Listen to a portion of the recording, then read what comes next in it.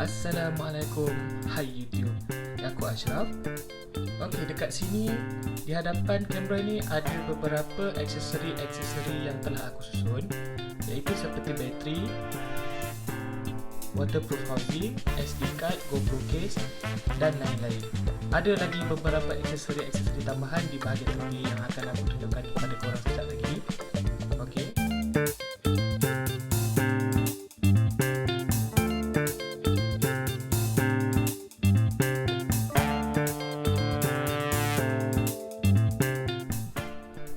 GoPro Hero 8 aku dapatkan dekat Shopee. Seperti yang korang tahu, Shopee menawarkan harga yang lebih murah berbanding dengan kedai biasa. Walaupun aku dapatkan ni bukan di official site dia, tapi bagi aku tak ada masalah kerana barang yang kita dapat tetap sama. GoPro ni dalam bentuk bundle ataupun set lah kalau korang boleh tengok dekat Shopee. Okay, yang pertama ni kita tengok dulu bahagian dalam dia macam mana. Bateri GoPro ni kalau korang tengok sebenarnya dia tak ada besar sangat. Dia nampak kecil macam ni je. Saiz untuk bateri GoPro ni lebih kurang 1220 mAh, di mana kalau ikutkan pengecasan yang sepatutnya korang boleh guna dalam lingkungan masa 2 jam. Bateri yang ada dekat dalam kotak ni yang dibekalkan bersama dengan GoPro Hero, dia boleh digunakan bersama dengan GoPro Hero 8, GoPro Hero 7, Hero 5 dan Hero 2018. Bateri ni sebenarnya penting untuk korang backup, terutama korang yang jenis suka travel ataupun suka vlogging. Okay, kita letak dulu bateri ni kat tepi. Kita tengok aksesori seterusnya, iaitu charger bateri. Charger bateri yang aku dapat ni dia jenis dual charging. Apa yang istimewanya dalam charger ni ialah dia dapat cas dua bateri dalam masa yang sama. Okay, kalau korang tengok dekat sini, aku dapat satu lagi bateri tambahan sama macam tadi. Dia ada juga bagi buku manual. Okay, seperti biasa. Dia akan bagi USB tu Type A ke Type C. Mari kita buka apa dalam kotak. Ini adalah charger dia. Okey, seperti yang korang boleh nampak ada lambang GoPro. Bahagian dalam dia boleh buat pengecasan dua bateri dalam satu masa. Ini dia ada lampu LED. Korang cocok, sekiranya bateri sudah habis dicas, dia akan mengeluarkan lampu berwarna hijau. So memudahkan korang untuk korang lihat sama ada bateri ni sudah mengecas penuh. Okay, seterusnya kita tengok pada aksesori lain, iaitu micro SD.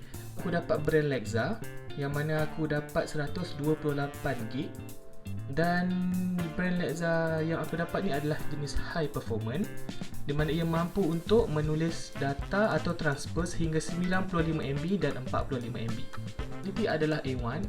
Okay, kalau korang boleh cari dekat luar sana yang jenis A2 lagi baik, sebab jenis A1 ni dia cuma mampu baca minimum speed 1500 IOPS.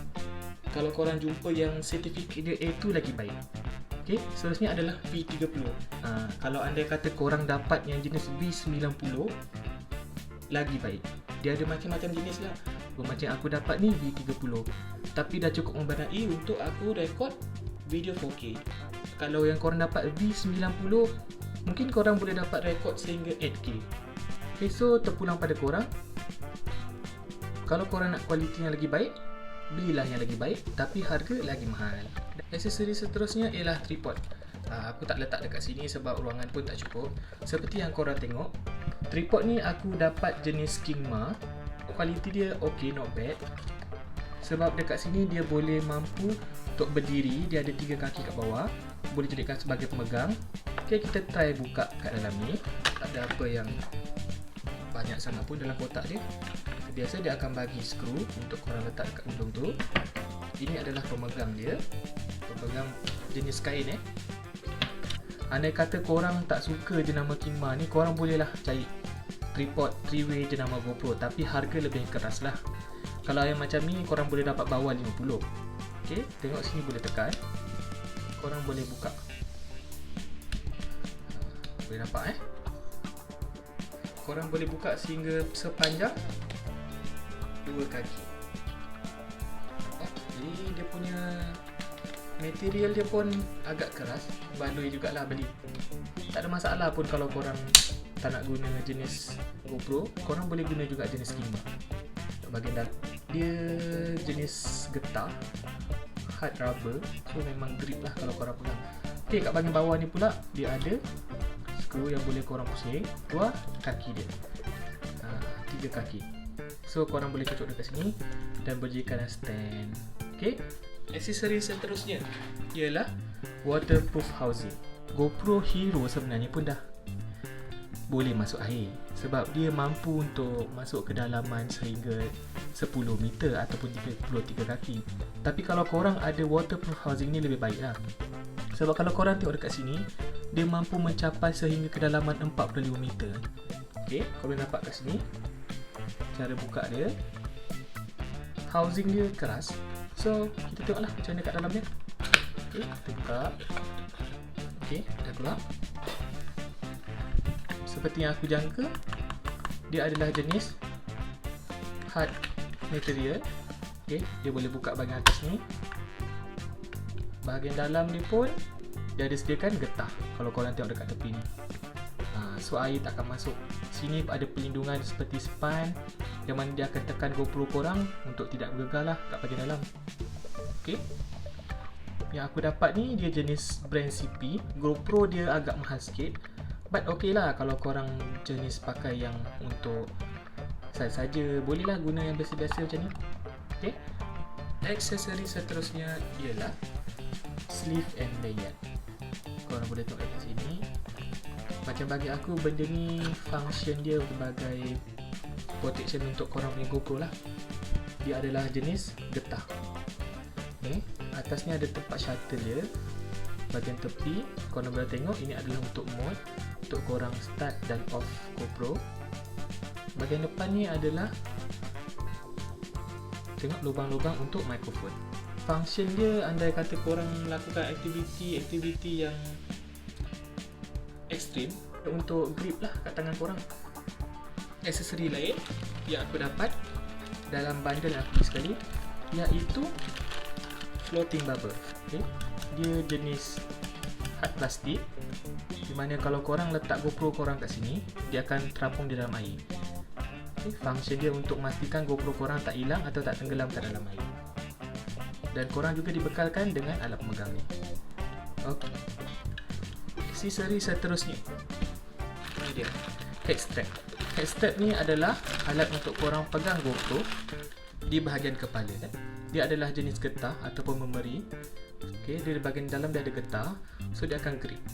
Okay, aku dah try kat kepala, so tak ada masalah, memang tak sakit. Korang boleh letak kat kepala. Okay, ini adalah contoh kalau korang nak jalan-jalan dan korang malas nak pegang GoPro, korang boleh pakai dia. Okay, aksesori seterusnya aku dapat ni dia. Ini chest strap. Dia lebih kurang juga macam yang kat atas ni, kat atas kepala. Cuma yang ini dia letak bahagian dada. Okay, kalau korang tengok, dia adalah untuk letak di bahagian dada. Okay, sama seperti yang tadi, dia adalah getah memeri. So kalau korang, walaupun korang jenis berbadan besar, korang tetap juga boleh pakai, tak ada masalah. Dia tak ada mencengkam badan korang. Padahal kalau korang ada aksesori tambahan macam ni, andai kata korang bawa motor atau korang naik basikal, berjalan, so benda-benda ni memudahkan korang. So korang tak perlu nak pegang GoPro. Okay, seterusnya adalah ini dia, lanyard bucket. Dia korang boleh letak kat leher. Kalau korang jenis sukakan jenama-jenama atau korang suka brand, boleh korang ambil ni pakai dekat leher, boleh gantung. Aksesori yang terakhir ialah GoPro case. Okay, kita akan tengok bahagian dalam dia macam mana. Dia dalam dia, okay, nampak kan boleh letak USB ataupun bateri. Dekat sini pun dia ada sediakan satu form. Dia macam form lah. So korang boleh keluarkan, korang boleh letak GoPro di sini. Okay, GoPro ni korang boleh letak sekali dengan waterproof housing, means memang besar. Okay, tepi-tepi ni korang boleh keluarkan. So korang boleh selit-selitkan wire, bateri, macam-macam equipment semua korang boleh letak kat dalam ni. Okay, itu adalah aksesori terakhir yang akan aku share kat korang. So jom kita tengok GoPro Hero 8. Ini dia GoPro Hero 8. Bersinar, dia nampak eksklusif. GoPro Hero 8 ni kamera dia adalah 12 megapiksel. Di mana GoPro Hero 8 ni mampu untuk ambil video 4K 60 fps dan 1080p 240. Kalau korang rasa korang sukakan video yang berkualiti cantik, korang boleh gunalah 4K video. Ok, terusnya dia ada 8 kali zoom dan dia juga ada Hyper Smooth. Function dia ialah untuk korang stabilkan video. Contoh macam korang tengah berlari, tengah buat sukan ekstrim, so memang berfungsi dengan baik lah. Gambar yang akan terhasil tak gegang. Seterusnya adalah Time-Lapse 2.0. Function dia adalah sama seperti Hyperlapse. Seterusnya mari kita tengok live streaming. Ini adalah live streaming yang mampu dihasilkan, mampu diambil dengan GoPro Hero 8. Okay, yang paling tinggi dia adalah 1080p lah. Ok, seterusnya kita tengok Live Plus. Dia boleh ambil ataupun dia boleh share 3 saat video 4K korang. Memang menarik kan? Seterusnya kita tengok dekat sini Super Photo plus HDR. Apa yang menarik tentang HDR ni? Macam aku memang suka lah, sebab basically dia feature dia ni, dia boleh hasilkan video dan image yang lebih baik. Warna dia lebih tepat, kira lagi lawa lah. Okay. GoPro Hero 8 ni dia dah buat satu lagi penambahbaikan, yang mana korang boleh lipat bahagian mount dia ke bahagian bawah. Yang seterusnya dia juga dah dilengkapi dengan voice command. So kalau korang jenis yang malas nak tekan-tekan button tu, korang bolehlah setting voice command. Okay, ini dia. Tak lengkap lah alat ataupun gadget di tahun 2020 ni kalau tak ada touchscreen. Skini seterusnya adalah GoPro Hero 8 ni dia juga dilengkapi dengan GPS. Okay, yang paling penting macam aku cakap tadi, ini dia. GoPro ni dilengkapi dengan waterproof sedalam 10 meter, iaitu 33 kaki. So andai kata korang nak buat aktiviti air, tak ada masalah untuk korang gunakan GoPro ni. Okay, boleh nampak dekat sini. So kita buka bahagian bawah. Aku dah buka GoPro ni sebab aku nak tengok hari tu. Sebenarnya pun tak ada masalah lah, kita buka je. Okay kan. Okay, kita tengok dulu bahagian dalam ni apa yang ada. Seperti biasa, kalau ada device mesti ada USB. USB yang dibekalkan ialah USB Type A ke Type C, dan dia ada logo GoPro Hero kat sini yang menunjukkan ini adalah original daripada GoPro. Ok, seterusnya apa yang dibekal kat dalam ni, itu dia. Satu lagi bateri. Ini adalah bateri yang asal. Macam yang tadi aku dapat tu bateri tambahan. So ini bateri dia yang asal. So korang boleh gunakan lah. Ini seterusnya, ini adalah basic mount. Basic mount ni dia bentuk lengkung. Ok, selain daripada tu tak ada lagi. Ini semua adalah buku manual. So inilah dia GoPro. Seperti yang aku cakap tadi, daripada segi luaran nampak menarik. Okay. Dekat sini dia sediakan sekali mount. Korang boleh cabut. So aku akan cabut dulu mount dia. Ok, GoPro ni dilengkapi dengan dia punya clip lah kat sini. Kalau korang tengok GoPro ni, bahagian depan dia dah tukar mikrofon ke bahagian depan lah. Okay, so dekat tepi ni dia ada button mode dia. Kat sini ada tulis 8 black. Kalau korang perasan bahagian tengah dia ni, dia adalah jenis hard plastik. Okay. Tapi dekat bahagian depan dan bahagian belakang, dia macam jenis rubber, jenis getah yang soft. Okay. Seperti yang korang nampak sini adalah kamera 12 megapiksel dia. Bahagian depan dia ada skrin kecil untuk menunjukkan masa dan detail-detail lah. Kat bahagian depan ni ada GoPro, dia ada macam timbul sikit, so nampak eksklusif. Seperti yang aku cakap tadi kat sini. Nampak tak? GoPro Hero 8 sekarang dah dilengkapi dengan mount yang boleh ditutup. Nampak? Menarik kan? So bahagian tepi ni, ini adalah untuk bateri. Atas adalah shuttle dia. Dan dekat tepi bahagian belakang ni adalah LCD dia lah. Dan ada tulisan GoPro. Siap, boleh nampak. Okay.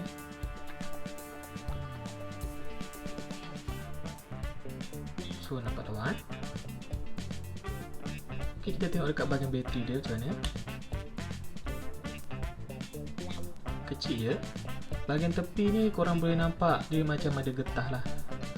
Ini adalah untuk melindungi dia daripada, untuk melindungi GoPro ni daripada air masuk lah kat bahagian bateri. Sebab yang dia cakap dia boleh mencecah kedalaman sehingga 10 meter. So aku rasa memang ok lah. Okay, situ ada ruangan untuk SD card. Ok guys, itulah dia sikit perkongsian daripada aku berkaitan dengan GoPro. Kalau korang rasa GoPro ni berguna untuk korang, korang boleh beli. Walaupun sekarang dah pertengahan 2020, tak ada masalah untuk korang untuk mendapatkan GoPro ni. Okay? Sebab kata orang, it's better late than never. Andai kata korang rasa video ni bermanfaat untuk korang, memberikan info kepada korang, korang boleh tolong bantu aku, tekan like, subscribe dan komen ruangan di bawah. Okay? Andai kata ada salah silap, aku minta maaf dan aku akan baiki kesilapan pada video yang akan datang. Jumpa korang di video yang seterusnya. Bye bye. Assalamualaikum.